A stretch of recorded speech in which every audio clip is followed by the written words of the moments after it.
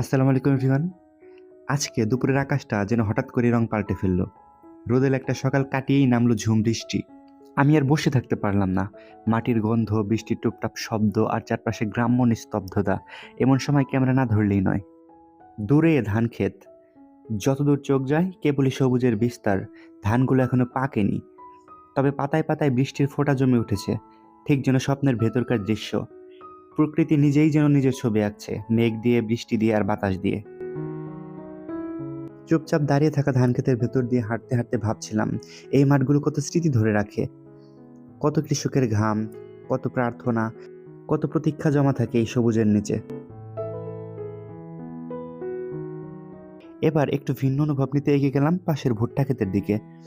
আমাদের এই এলাকায় সাধারণত ধানই হয়, ভুট্টা চাষ বলতে গেলে এবারই প্রথম এত বেশি পরিমাণে হয়েছে।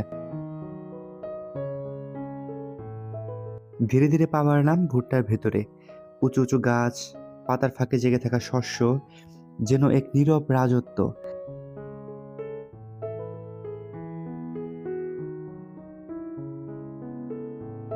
আমি একটা ছিঁড়ে দেখাই।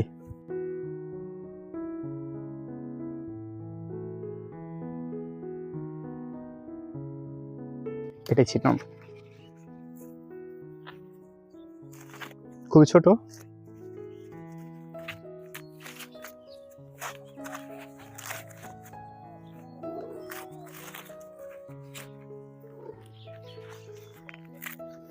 খুবই ছোট।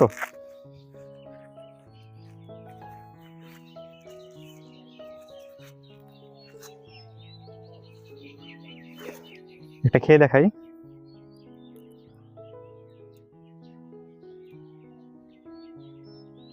বিসমিল্লাহ।